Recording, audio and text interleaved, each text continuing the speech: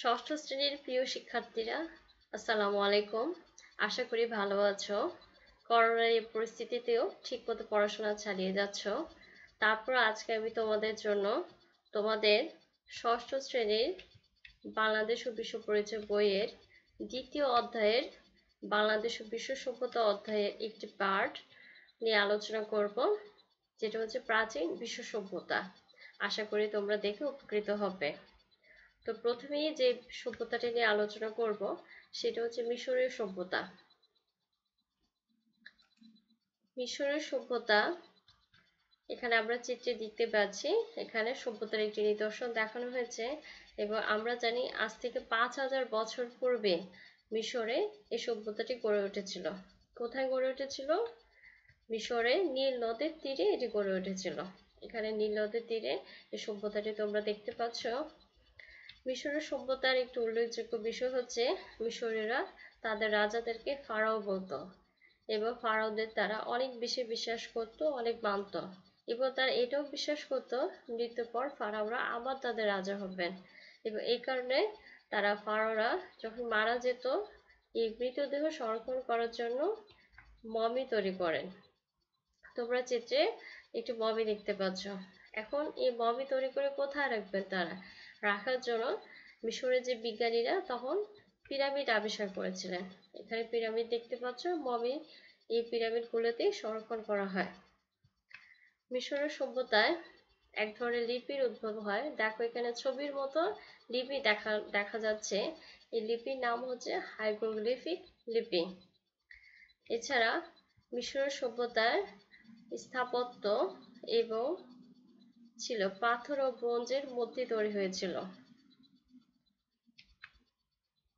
দেখো এখানে কিছু পাথর ও ব্রোঞ্জের মূর্তি দেখা যাচ্ছে।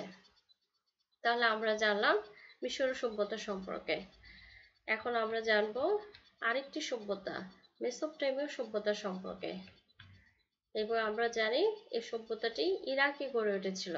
এবং মেসোপটেমীয় শব্দটি কিন্তু খুব সুন্দর একটি অর্থ আছে। মেসোপটেমীয় শব্দ হচ্ছে দুই নদীর মধ্যবর্তী ভূমি। এবং আমরা জানি এটি দুইটি নদীর মধ্যবর্তী ভূমিতে, অর্থাৎ টাইগ্রিস ও ইউফ্রেটিস নদীর তীরে গড়ে উঠেছিল। উর্বর ভূমিতে এই সভ্যতাটি গড়ে উঠেছিল এবং এই সভ্যতাটি কিন্তু একটি দুটি নয়, অনেকগুলো সভ্যতার বিকাশ ঘটেছিল। আমরা চিত্রে দেখতে পাচ্ছি চারটি প্রাচীন সভ্যতা যেগুলোর বিকাশ ঘটেছিল মেসোপটেমীয় সভ্যতায়। প্রথম যে সভ্যতাটি বিকাশ ঘটেছিল সেটা হচ্ছে সুমেরীয় সভ্যতা। এবং সুমেরীয় সভ্যতাটি কিন্তু অনেক প্রাচীন একটি সভ্যতা। খ্রিস্টপূর্ব 4000 বছর অব্দে 4000 বছর পূর্বে এই সভ্যতাটি গড়ে উঠেছিল। এবং এই যে চারটি সভ্যতা, এই চারটি সভ্যতারই কিন্তু কোনো না ক্ষেত্রে অবদান ছিল। যেমন পুরাতন ব্যাবিলনের সভ্যতায় রাজা হাম্মুরাবি ছিলেন, তিনি আইন সংকলন তৈরি করেছিলেন। এরপর হচ্ছে অশরীয়রা ছিল যোদ্ধা জাতি। আর নতুন যে ব্যাবিলনের সভ্যতা অর্থাৎ ক্যালেডীয় সভ্যতায় ব্যাবিলনের সৈন্য উদ্যান তৈরি করা হয়েছিল। তোমরা চিত্রে দেখতে পাচ্ছ সুন্দর একটি উদ্যান, একে ব্যাবিলনের সৈন্য উদ্যান বলা হয়। এবং এটি কিন্তু 56 মাইল দীর্ঘ, দেয়াল দিয়ে ঘেরা এবং সম্পূর্ণ দেয়ালের উপরেই এই বাগানটি তৈরি করা হয়েছিল। আর এটা দেখতে অনেকটা শূন্যের মধ্যে বাগান মনে হয়, এই কারণে এটি ব্যাবিলনের সৈন্য উদ্যান নামে পরিচিত। এরপর মেসোপটেমীয় সভ্যতায়ও এক ধরনের লিপির উদ্ভব হয়েছিল।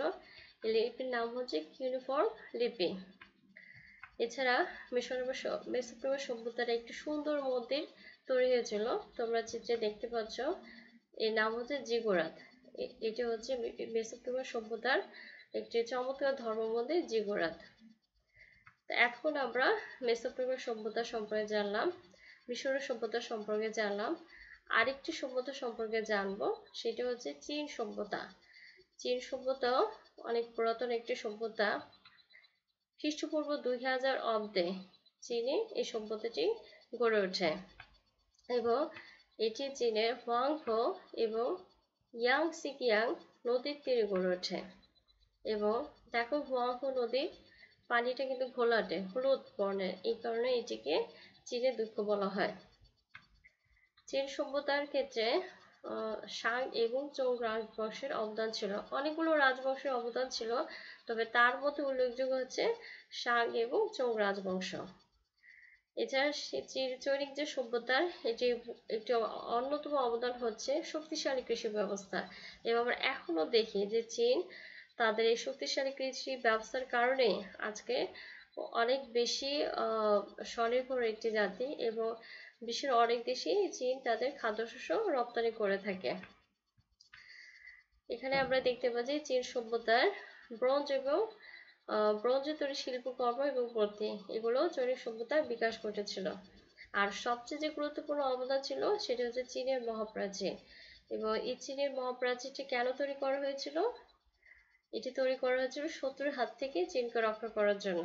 এবং এই চীনের মহাপ্রাচীর কিন্তু একদিন দুই দিন ধরে ধরে হয়নি, কয়েকশো বছর ধরে এই মহাপ্রাচীরটি তৈরি করা হয়েছিল। তাহলে আমরা আজকে কি জানলাম? তিনটা সভ্যতা সম্পর্কে জানলাম: মিশরের সভ্যতা, মেসোপটেমিয়ার সভ্যতা এবং চীন সভ্যতা। এবার সভ্যতার গুরুত্বপূর্ণ বিষয়গুলো সম্পর্কে জানলাম। এখন আমি তোমাদের একটি বাড়ির কাজ দিচ্ছি, আশা করি তোমরা বাড়ির কাজটি করবে।